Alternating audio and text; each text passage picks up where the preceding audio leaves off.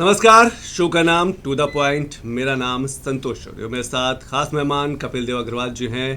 उत्तर प्रदेश सरकार के मंत्री हैं। व्यावसायिक शिक्षा और कौशल विकास और उद्यमशीलता जैसे बड़ी जिम्मेदारी है। कपिल देव जी बहुत बहुत जी नमस्कार। और दूरदर्शन के सभी श्रोताओं को, दर्शकों को मेरा प्रणाम। कपिल देव जी, पहला सवाल, भारत पाकिस्तान आतंकवाद के खिलाफ भारत की इस मुहिम को आप किस तरीके से देख पा रहे हैं? शर्मनाक स्थिति यह है कि पाकिस्तान लगातार शरारतें कर रहा है और आज से नहीं, बहुत लंबे समय से हम देख रहे हैं। चाहे 71 का युद्ध हो, चाहे उससे पहले 65 का युद्ध हो, उसके बाद हो, चाहे कारगिल का युद्ध हो, हमेशा अधिकांश युद्ध भारत के पाकिस्तान के साथ ही हुए हैं और पाकिस्तान को हर बार हार का मुंह देखना पड़ा है। लेकिन उसकी शर्मनाक हरकतें, आतंकवाद को उसका पोषण और सेना का नियंत्रण शासन के ऊपर, तो ये बहुत ही शर्मनाक स्थिति पाकिस्तान की है। और जिस प्रकार से घटना इस बार 22 अप्रैल को हुई और जिन बहनों का सिंदूर लूटा गया, माताओं के बेटों की हत्या की गई, वो हम सबका दिल दहलाने वाली थी। आंखों में आक्रोश, दिल में आग, अब बदला लेने की भावना। क्या आपको लगता है ऑपरेशन सिंदूर से भारत ने तो निश्चित रूप से माननीय प्रधानमंत्री ने, जब पूरा देश उनकी तरफ देख रहा, कल देश नहीं पूरी दुनिया जब श्री नरेंद्र मोदी की ओर देख रही, तब प्रधानमंत्री जी के लिए, सरकार के लिए, हमारे सैनिकों के लिए एक बड़ी चेतावनी थी, कैसे बदला लें। पर जिस प्रकार से हमने एयर स्ट्राइक की, उसी क्रम में उससे भी बड़ी खतरनाक स्ट्राइक करके ऑपरेशन सिंदूर चला करके, और बहुत ही महत्वपूर्ण बात यह है कि ऑपरेशन सिंदूर यानी सिंदूर लूटा गया, उसी नाम से लेकर के दो बेटियों ने जिस प्रकार से पराक्रम दिखाने का काम किया, घर में घुस के मारने का काम किया।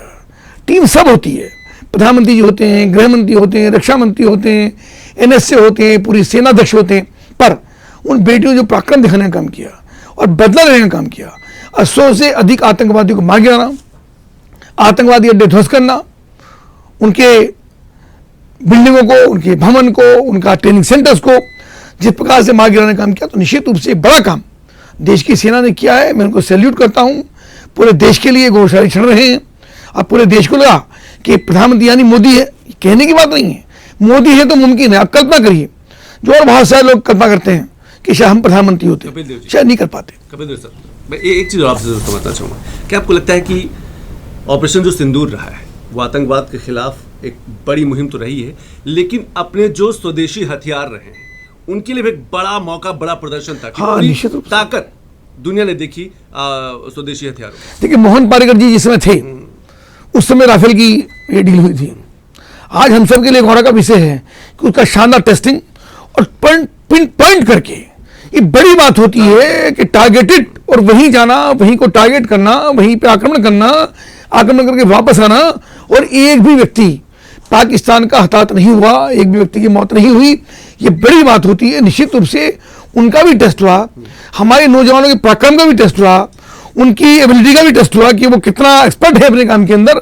यानी सैकड़ों टेस्ट एक प्रकार के हुए हैं और शानदार सेना का प्रदर्शन रहा है और पूरा देश इस बात के लिए गौरवान्वित है। और जैसे प्रधानमंत्री ने कहा कि ऐसा हम हासिल करेंगे कि पूरी दुनिया देखेगी और आतंकवाद फैलाने वाले लोग उनकी पुष्टि याद करेंगी, तो मुझको लगता है शॉर्ट पीरियड में जिस प्रकार की यह घटना हुई है, निश्चित रूप से अभिनंदनीय और वंदनीय है। क्या आपको लगता है कि जैसे प्रधानमंत्री मोदी ने कहा कि टेरर और ट्रेड एक साथ नहीं चल सकते, अब कुछ देशों को समझने और समझाने की जरूरत है, चाहे वो पाकिस्तान हो, चाहे वो तुर्की हो, चाहे अजरबैजान हो, जो आतंकवाद के साथ खड़े रहे। देखिए, जब शिखर सम्मेलन हुआ, G20 हुआ, अन्य सम्मेलन हुए, प्रधानमंत्री ने तब भी आतंकवाद की बात की और आतंकवाद के खिलाफ पूरी दुनिया को एक मंच पे एकत्र करने का काम माननीय प्रधानमंत्री नरेंद्र मोदी ने किया, जो आज तक दुनिया में कोई नहीं कर पाया। तो निश्चित रूप से उसका परिणाम, दुर्भाग्य से वो घटना हमारे यहाँ ही एक बड़ी घटना हुई, पर प्रधानमंत्री जी ने ये चेतावनी सारी दुनिया को देने का काम किया। चाहे अमेरिका जो अपने आप को महाशक्ति मानता है भी, मैं मानता भी हूँ, है भी, पर वही हमको गाइड करेगा ऐसा भी नहीं है। प्रधानमंत्री के नहीं, पानी और खून एक साथ नहीं बह सकते। टॉक और बिजनेस, टॉक और ट्रेड एक साथ नहीं चल सकता। तो ये बड़ी बात है, यानी बिजनेस भी करें, हम टॉकिंग भी करें, हम पानी भी देंगे उनको, हमारा खून भी बहाएंगे। बिल्कुल चेतावनी देकर के संदेश देने का काम किया कि भारत किसी रूप में झुकने वाला नहीं है, समझौतावादी नहीं है, अपनी रक्षा भी करना हम जानते हैं और दुश्मन का मुंह तोड़ना भी हम जानते हैं। बड़ी तेजी के साथ और तीव्रता और दृढ़ता के साथ। कपिल जी, आपको लगता है कि इस बार भारत का जो स्टैंड रहा है, जो मूव रहा है आतंकवाद के खिलाफ, उसने एक लंबी लकीर, जैसे पीएम मोदी ने कल कहा, एक लंबी लकीर खींच दी कि अब आने वाले दिनों में अगर पाकिस्तान कोई भी आतंकी घटना भारत में करता है तो टेबल टॉक नहीं होगी, जवाब मिसाइलें देंगी, जवाब एयरक्राफ्ट देंगे, जवाब भारत के। देखिए, मुझको लगता है कि पाकिस्तान की जो सेना है वो इंडिपेंडेंट काम कर रही है और पाकिस्तान के जो राष्ट्रपति हैं, प्रधानमंत्री हैं, उनका नियंत्रण सेना पर नहीं है, जो पीछे क्यों है। यानी जिस दिन सीज फायर हुआ, सीज फायर के बाद भी उन्होंने गोलीबारी की, चाहे वो अगले दिन रुकी, पर इसका मतलब सीज फायर होने के बाद भी वहां की सेना उनके नियंत्रण से बाहर है और चीजों को, वो सब चीज दुनिया के सामने आ रही है। यानी जो एडमिनिस्ट्रेशन पाकिस्तान के अंदर होना चाहिए वो नहीं है, उसी के कारण से आतंकवाद का पोषण हो रहा है। तो ये चीजें लगातार इसमें कई दिशाओं में सरकार चल रही है, कोई एक व्यक्ति का नियंत्रण नहीं है। उसके कारण से पाकिस्तान की स्थिति बहुत खराब है, आर्थिक कमर टूटी हुई है, उसको लोन लेना पड़ रहा है, उसकी सामरिक स्थिति बहुत खराब है, उसकी रक्षा मंत्रालय बहुत खराब है, तो सब चीजों पर टूटा हुआ है। लेकिन जैसे दीपक दरवाजा था, वो कहते हैं जब उसकी लो बुझने वाली होती है तब वो और तेज रोशनी करता है और आवाज करता है। तो ऐसी पाकिस्तान की स्थिति है। पाकिस्तान का ये ये विषय ये बहुत दिन चलने वाला नहीं है। पाकिस्तान के अंदर वो स्वयं कमर टूटने वाली है। वहां के लोग, वहां के रहने वाले लोग, वहां के नागरिक, वही पाकिस्तान के सिस्टम से बहुत दुखी हैं। क्या आपको लगता है, आप कौशल विकास की आपके पास जिम्मेदारी है, मंत्रालय है, युवा जो है उसको स्किल्ड करके डिफेंस सेक्टर को और मजबूत किया जा सकता है? देखिए, हमारा विभाग ऐसा है कि आदरणीय प्रधानमंत्री श्री नरेंद्र मोदी जी जैसे $5 ट्रिलियन इकोनॉमी की संकल्प लेकर काम करते हैं, आदरणीय मुख्यमंत्री जी ने भी 1/5 हिस्सा यानी $1 ट्रिलियन इकोनॉमी का संकल्प होने लिया। तो मुझको लगता है कि हमारे विभाग के बिना वो संकल्प पूरा होना थोड़ा मुझे मुश्किल सा लगता है। उसकी वजह यह है कि युवा स्किल्ड होगा, युवा के हाथ में हुनर होगा, उसको एक कॉन्फिडेंस होगा कि मुझे ये काम करना है। ऐसे युवाओं को हम कॉन्फिडेंस के तैयार कर रहे हैं, उनको हम ट्रेनिंग देने का काम करते हैं, स्किल्ड करने का काम करते हैं और डिफरेंट सेक्टर में करते हैं। जितने सेक्टर हमारे पास आते हैं, कोई और भी हमको ऑफर करता है, इस सेक्टर में युवाओं की आवश्यकता है, हम वैसा स्किल तैयार करके मैन पावर देने का काम करते हैं। तो निश्चित रूप से हमारा विभाग इसके सेक्टर के अंदर भी काम कर रहा है, डिफेंस सेक्टर में भी काम कर रहा है। जितने हमारे पास ITI के अंदर इंस्ट्रूमेंट तैयार होते हैं वे सब डिफेंस में काम आते हैं, इंडस्ट्री में काम आते हैं। हमारे टर्नर, हमारे फीटर, हमारे वेल्डर, हमारे जो और बहुत सारे सेक्टर्स हमारे हैं, वे सब भी किसी ना किसी इन्हीं इंडस्ट्री में काम करने का काम करते हैं। अभी एविएशन में हम लोग काम कर रहे हैं, डॉन में हम लोग काम कर रहे हैं, अभी हमने सोलर में बड़ा काम किया है। तो हर सेक्टर के अंदर हमने छूने का काम किया है और हर सेक्टर में जहाँ जहाँ युवाओं को आवश्यकता है, जिस सेक्टर में युवा चाहते हैं, इंडस्ट्री चाहती है, हमने इंडस्ट्री का भी सर्वे किया, अभी और सर्वे कर रहे हैं इंडस्ट्री क्या चाहती है, उनको कैसी मैन पावर उनको चाहिए। तो जैसे ही मैन पावर उनको चाहिए वैसे ही युवाओं को तैयार करके उनको हम देने का काम कर रहे हैं। बिल्कुल सही कहा आपने कपिल जी की जिस तरीके से भारत ने अपने शौर्य, भारत की सेना ने शौर्य पराक्रम का इस बार कहा जो तस्वीर पेश की है वो सिर्फ पाकिस्तान ही नहीं पस्त हुआ है, दुनिया ने भी भारत की उस ताकत को देखा। लेकिन कपिल जी, जो तिरंगा यात्रा है इसका मकसद क्या है? क्या उस ऑपरेशन सिंदूर को जन जन तक पहुंचाना, भारत की सेना को उस शौर्य, उस पराक्रम के बारे में लोगों को बताना? देखिए, मैं घटना सुनाता हूँ। मुजफ्फरनगर में मैं अपने विधानसभा क्षेत्र में था जिस दिन ये युद्ध का आह्वान हुआ और वहीं पे कार्यक्रम में था, तो वहाँ पे पूजा चल रही थी सैनिकों के लिए। एक महिला रोने लगी, तो ये क्यों रो रही है भाई, अच्छा कार्यक्रम चल रहा है। तो बोली इसका बेटा कल ही यानी परसों एक दिन पहले ही और बॉर्डर पे गया, घर पे आया हुआ था, बॉर्डर पे गया, तो ये बहुत जोर जोर से रोना शुरू कर दिया उसने। तो उसको बुलाया, मैंने कहा बहन जी आप ऐसा क्यों कर रही हो, क्या हुआ? तो उन्होंने कहा जी मेरा बेटा कल ही गया है, उसको वहाँ पे ड्यूटी बुला लिया, उसकी माँ के दिल से पूछिए। उसको मैंने आश्वस्त किया और सबसे कहा कि भैया प्रार्थना करिए इसके लिए कि इनका बेटा प्रसन्न रहे, स्वस्थ रहे, खुश रहे और अगर युद्ध में जाता है, युद्ध का मौका उसको मिलता है, तो युद्ध में सामने वालों के दुश्मनों को मार करके अस्वस्थ होकर वापस लौटे। तो ये तो मैंने कहा, जनप्रतिनिधि होने के नाते, परिवार सदस्य होने के नाते मैंने कहा, पर माँ के दिल से पूछिए कितना मुश्किल होता है।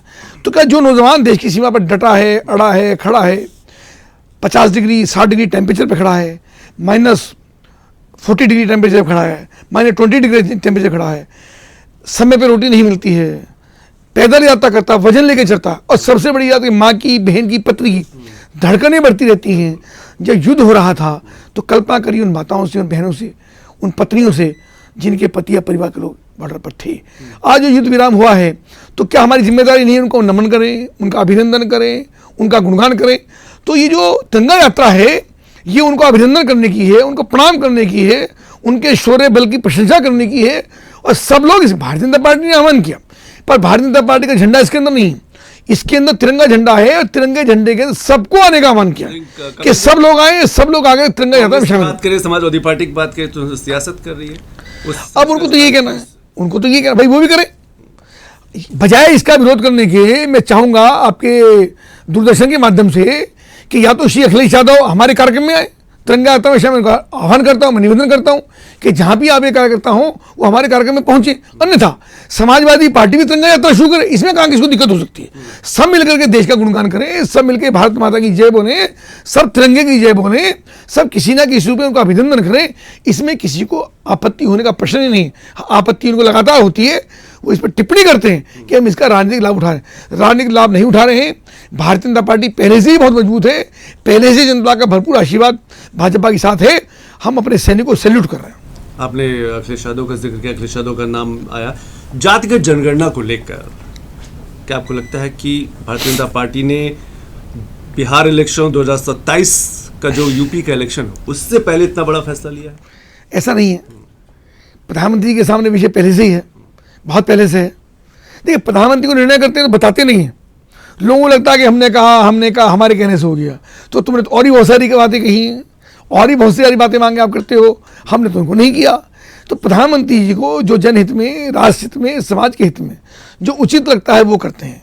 चूंकि सामाजिक न्याय की ये व्यवस्था भारतीय जनता पार्टी ने दी है और समाज के प्रत्येक व्यक्ति को राजनीतिक क्षेत्र में हिस्सा देने का काम, उनको रिजर्वेशन देने का काम, उनको आरक्षण देने का काम भारतीय जनता पार्टी लंबे समय से लगातार करती आ रही है। अब जब ये विषय आया जनगणना का, तो ये ठीक है कि कुछ लोगों ने उसकी डिमांड की, पर प्रधानमंत्री जी को लगा कि नहीं, जो समाज का दलित वर्ग है, महिलाएं हैं, आदिवासी हैं, पिछड़े लोग हैं, या अभी उन जातियां जिनकी गणना में नहीं आते हैं, ऐसे लोगों को अगर उनका और अधिकार मिलता, सरकार पहले से ही उनको अधिकार दे रही है, पर उनको अधिकार और अधिक मिलता तो इसमें किसी की आपत्ति हो सकती है। अब विषय होता है कि विपक्ष को लगता है कि मुद्दा हमारे हाथ से छिन गया, पॉलिटिकल फायदा तो बीजेपी को मिलेगा। ये हम पॉलिटिकल फायदे के लिए काम कर ही रहे। हमने ये काम पॉलिटिकल फायदे के लिए नहीं किया, हमने जनता के लिए, उन लोगों के लिए न्याय हित की बात कही है, जनहित की बात कही है जिनके लिए आवश्यक था। हाँ, उन लोगों को लगता है कि हमारा पॉलिटिकल मुद्दा हम हल्ला काटते हैं विधानसभा में, लोकसभा में, बिहार के चुनाव में हम चर्चा करते हैं कि साहब हमने कहा, भाजपा ने नहीं किया, तो मुद्दा उनके हाथ से छिन गया है। इस तिलमिलाहट उनके अंदर है, कोई दिशाओं को दिख नहीं रही है, कोई बिंदु उनके पास नहीं है, कोई मुद्दा प्रधानमंत्री जी ने भारतीय जनता पार्टी छोड़ा नहीं है जिसके ऊपर समाजवादी पार्टी या कोई अन्य लोग। यही सवाल, विपक्ष के पास मुद्दा आप लोग नहीं छोड़ रहे तो विपक्ष फिर कैसे सियासत करेगा? क्या आप चाहते नहीं कि विपक्ष रहे? नहीं रहे, विपक्ष स्वस्थ होगा, मुद्दे के विपक्ष कैसा अच्छा विपक्ष होगा तो लोकतंत्र की व्यवस्था और अच्छी होगी। मेरी बात को मानता हूँ, लोकतांत्रिक पद्धति में, लोकतांत्रिक व्यवस्था में विपक्ष का मजबूत होना, लेकिन समझदार भी होना, ये महत्वपूर्ण है। कैसे समझदार है हमारे विपक्ष के नेता, लोकसभा के अंदर कैसे हैं, कैसी टिप्पणियां करते हैं, कैसा भाषण देते हैं, कैसा बोलते हैं, कैसे अपनी बहन के साथ वो मतलब शर्मनाक एक्टिविटी लोकसभा के अंदर करते हैं। स्पीकर साहब को उनको टोकना पड़ता है, शर्मसार होते हैं स्पीकर साहब कि अपनी बहन के साथ आप कैसा व्यवहार कर रहे हो। वो कैसे जाकर विदेशों के अंदर जाकर के भारत की निंदा करने का काम करते हैं, किस प्रकार से व्यवहार करते हैं, कैसा उनका भाषण होता है, विषय कुछ और होता है, बोलते कुछ और हैं। तो बहुत ही कमजोर और गैर जिम्मेदार विपक्ष समाजवादी पार्टी उत्तर प्रदेश के अंदर भी और देश के अंदर कांग्रेस के रूप में जो उनके विपक्ष के नेता हैं, बहुत ही गैर जिम्मेदार व्यवहार उनका है। ना उनको दिशा है, ना उनको समझ है उस बात की। मुझको कहूँगा कि वो समय आ गया कि बीजेपी अब कांग्रेस मतलब राहुल गांधी को संस्कार भी सिखाएगी। नहीं, हम संस्कार नहीं सिखाएंगे, पर उनकी पार्टी के लोग तय करें, कोई अच्छा नेता तय करें। अभी तो समय है उनके पास, अभी लोकसभा के 4 वर्ष से ज़्यादा का समय बचा है कि एक अच्छे नेता का चयन करें। कोई समझदार व्यक्ति आएगा तो विपक्ष में डिबेट करने में मजा आता है। जब डिबेट करने वाला ही सामने ना हो तो आप किससे डिबेट करोगे, किससे बात करोगे? ये टॉपिक कोई चल रहा है, आप बात किसी और विषय पर कर रहे हैं, तो समाज के कल्याण की बातें नहीं हो रही हैं। समाज के संविधान हाथ में लेकर के, संविधान उन्होंने कभी पढ़ा नहीं है, संविधान की प्रतियां हाथ में लेकर संविधान संविधान संविधान चिल्लाते हैं, लेकिन संविधान का सम्मान करना नहीं जानते। संविधान की प्रतियां लोकसभा के अंदर खड़े होकर फाड़ने का काम करते हैं। तो बहुत गैर जिम्मेदार व्यवहार उनका है और मुझको लगता है लोग उनके ऊपर हंसने का काम करते हैं। तो मैं तो आपके चैनल के माध्यम से चाहूँगा कि कम से कांग्रेस उनके बारे में पुनर्विचार करे, पूरा विपक्ष पुनर्विचार करे और एक जिम्मेदार व्यक्ति को, समझदार व्यक्ति को विपक्ष नेता तय करे। लेकिन जब जातिगत जनगणना की बात आई तो श्रेय नहीं कि जो होड़ मची, वो चाहे समाजवादी पार्टी हो, चाहे कांग्रेस हो या दूसरे राजनीतिक दल हैं, इस श्रेय को किस तरीके से देख पा रहे हैं? क्योंकि सब कोई वहां पर अपना पॉलिटिकल हित देख रहा है, ओबीसी किधर जाएगा, एससी को क्या फायदा होगा? कोई कहीं नहीं आएगा, सब भारतीय जनता पार्टी के साथ रहेंगे। जो भारतीय जनता पार्टी एजेंडा है, देखिए बहुत लंबे समय के बाद चाहे उत्तर प्रदेश में माननीय मुख्यमंत्री योगी आदित्यनाथ जी हों, चूंकि उत्तर प्रदेश से विधायक हूं, और चाहे देश के रूप में श्री नरेंद्र मोदी प्रधानमंत्री हों, एक जिम्मेदार सरकार, एक जवाबदेही सरकार, सरकार का जवाबदेह होना ये बहुत बड़ी बात होती है। सरकार के ऊपर जनता ने भरोसा किया है, एक विश्वास जो प्रधानमंत्री के नेतृत्व पर जनता का है, मुख्यमंत्री के रूप में योगी आदित्यनाथ जी पर है, ये पहले की सरकारों में नहीं होता था। और उसके कारण से देश ने श्री नरेंद्र मोदी को तीसरी बार प्रधानमंत्री के रूप में चुना, योगी आदित्यनाथ को दूसरी बार चुना। और मुझको लगता है कि एक शानदार व्यवस्था, समझना, जवाबदेही लगातार देश के अंदर हो रही है और जनता प्रधानमंत्री जी पर और मुख्यमंत्री पर भरोसा कर रही है।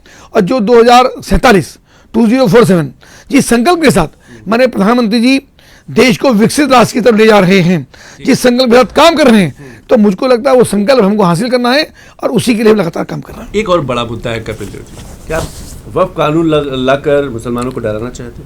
क्यों डरने की बात इसके अंदर क्या हुई? 95 मैंने भी स्टडी थोड़ी बहुत की है, 95% मुस्लिम का कोई नुकसान इसके अंदर नहीं है, बल्कि उनका भला होने वाला है। 5% तो मैंने कह दिया, चूंकि अगर मैं 0.01% की बात करूंगा तो वो फिर लगेगा कि हम आंकड़ों की बाजीगरी कर रहे हैं। जिन लोगों ने गरीबों की प्रॉपर्टी पर कब्जा करने का काम किया, जिन्होंने शिक्षा के नाम पर सस्ता कब्जाने का काम किया, बच्चों को शिक्षा नहीं दी, महिलाओं को शिक्षा के काम नहीं सिखाए, उनको रोजगार के अवसर नहीं दिए, उनको प्रशिक्षण नहीं कराए, उनकी प्रॉपर्टी पे कब्जा करके किराया जमा कर गया और रेंट के नाम पर, रॉयल्टी के नाम पर, पगड़ी के नाम पर करोड़ों रुपए कब्जाने का काम किया, करोड़ों रुपए भी गुंडली मार करके बैठ गए। उन सब लोगों ने उनको और चूंकि वही लोग समाज को लीड भी करते हैं, उन्हीं लोगों को टेलीविजन और समाचार पर कवर करते हैं, इसलिए लगता है कि बहुत बड़ा हल्ला कट रहा, हल्ला नहीं कट रहा है। हल्ला इसलिए कटता वो दिखाई देता है जो लीडिंग लोग हैं, जिनके पास पैसा है, वो कहीं ना कहीं पैसा खर्च करके अपनी टीआरपी बढ़ाने का काम कर रहे हैं और उन्हीं को कभी कभी समाचार पत्र और चैनल उसको कवर भी करने का काम करते हैं। आप कहना चाहते हैं कि जो विपक्ष वक्फ कानून को लेकर बातें कर रहा है, विपक्ष के कई ऐसे बड़े नेता है कर्नाटक से लेकर तमिलनाडु तक, जिनके बड़े बड़े कॉम्प्लेक्स, बड़े बड़े मॉल जो हैं वो वक्फ की जमीनों पर, जी निश्चित रूप से उसको बचाने उसी को ही सरकार ने पिन पॉइंट किया है, उन्हीं की कमर तोड़ने का काम सरकार कर रही है।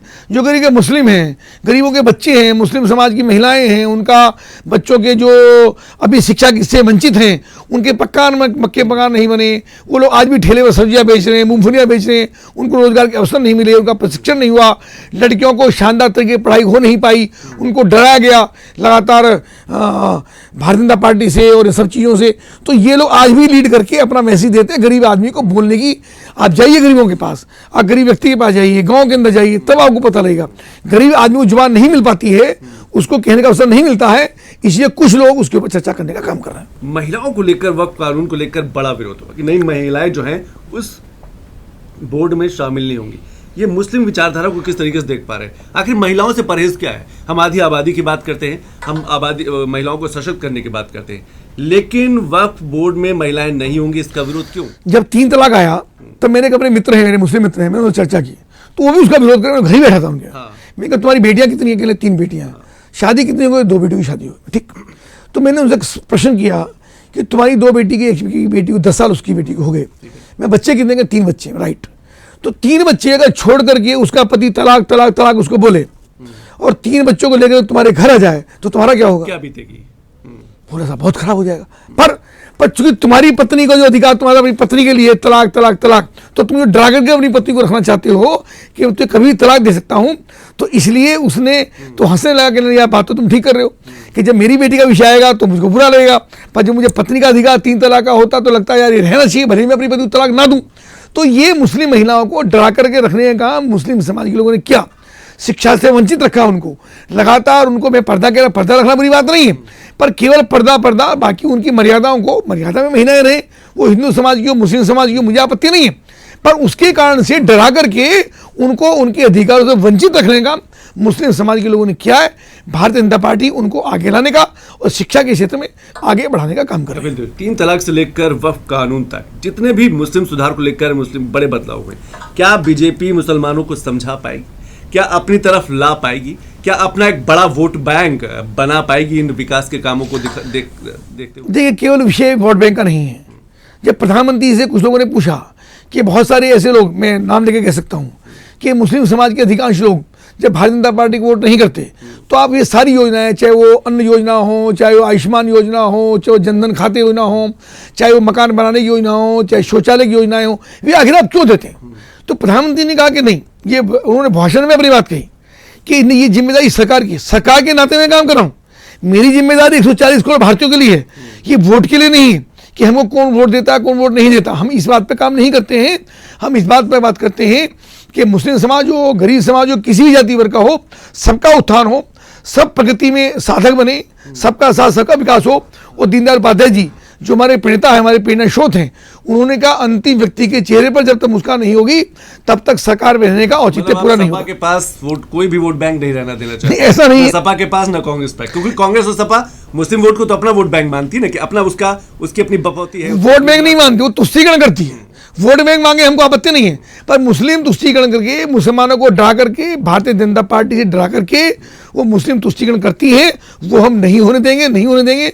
हम लोगों को समझाएंगे, उनके बीच में जाएंगे। वफ़ के लिए भी हम लोग, वो वोट हमको दे ना दे ये विषय नहीं है, पर वफ़ का ठीक प्रकार से विषय मुस्लिम समाज के लोगों के बीच में, शिक्षाविदों के सामने, अध्यापकों के सामने, पढ़े लिखे लोगों के सामने सही प्रकार से विषय वफ़ का उनके सामने, जिम्मेदारी हमारी है, उसका हम करें। क्या आपको लगता है कि इससे मुस्लिम प्रभावित होना चाहिए? बदलाव देख रहे हैं आप? देखिए, आज मुसलमान को भरोसा हुआ है कि नरेंद्र मोदी अपनी बात पर अडिग रहते हैं, करते हैं, और कोई उदाहरण नहीं है जिसमें कहीं भी आज तक एक भी विषय के अंदर किसी मुस्लिम समाज के एक भी व्यक्ति का, कोई व्यक्ति का नुकसान हुआ। हाँ, गुंडे माफिया मारे हैं, उनका दमन किया है, उनको खुदा के और अल्लाह के पास भेजने का काम किया, पर वे लोग हैं जिन्होंने उन्हीं के गरीबों के मकान कब्जा है, उन्हीं के गरीब तोड़े, उन्हीं के कत्ल करने का काम किया। ऐसे अगर हिंदू हो, मुस्लिम हो, किसी जाति वर्ग के लोग हों, उनका दमन करने का काम माननीय मुख्यमंत्री योगी आदित्यनाथ जी किया है। एक प्रदेश के अंदर शासन की शानदार कानून व्यवस्था मुख्यमंत्री ने कायम करने का काम किया, उसको हम सबको उसके लिए गर्व है।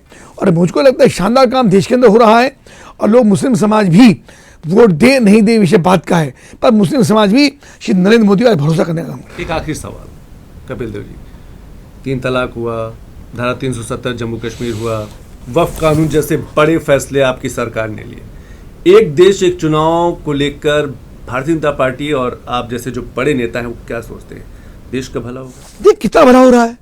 यानी पिछले जब 2052 में चुनाव हुआ, फिर 57 में चुनाव हुआ, फिर 62 में चुनाव हुआ, फिर एक साथ हुआ, ऐसा मिला।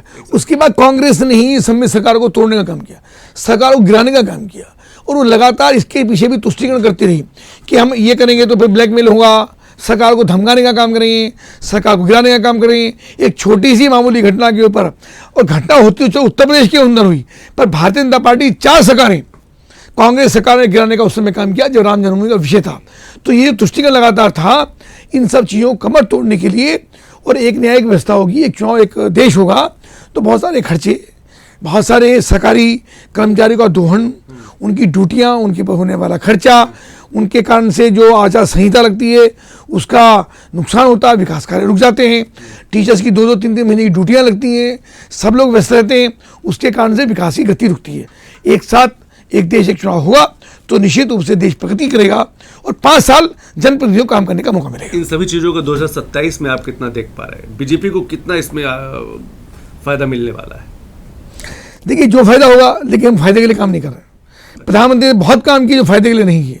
उन्होंने बनारस के अंदर इतना बड़ा कॉरिडोर बनाया भगवान भोलेनाथ का, तो फायदा नुकसान करते तो नहीं कर पाते, लेकिन कर दिया। आज पूरी दुनिया उसको देख रही है कि हाँ, नरेंद्र मोदी जी ने काशी विश्वनाथ मंदिर का कायाकल्प कर करके पूरी दुनिया के साथ संदेश देने का काम किया।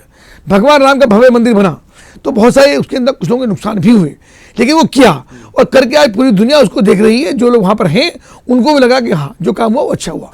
तो सब चीज़ें राजनीतिक लाभ और हानि के लिए नहीं होती हैं, समाज के लिए होती हैं, और प्रधानमंत्री जी समाज के लिए काम करते हैं, देश के लिए काम करते हैं, देश की प्रभुता और संप्रभुता के लिए काम करते हैं, और एक बढ़िया काम देश के अंदर हो रहा है। बिल्कुल आपने सही कहा कि चाहे टूरिज्म हो या टेररिज्म, लगातार भारत जो है उस पर अलग अलग तरीके से प्रहार कर रहा है, आगे बढ़ाने की कोशिश कर रहा है उस टूरिज्म को, जिससे उत्तर प्रदेश जैसे बड़े राज्यों का विकास हो। लेकिन भारत अब बदल चुका है, बदलाव की बात तो करता है भारत, पर बदला लेने की भी क्षमता रखता है। बहुत बहुत शुक्रिया कपिल देव धन्यवाद अग्रवाल जी, जी, बहुत शुक्रिया। सबको प्रणाम, पॉइंट में तो आज सबका धन्यवाद। उत्तर प्रदेश के मंत्री कपिल देव अग्रवाल जी हमारे साथ थे, लेकिन अगली बार फिर एक बड़ी शख्सियत के साथ आपके साथ मुलाकात होगी। तब तक के लिए नमस्कार।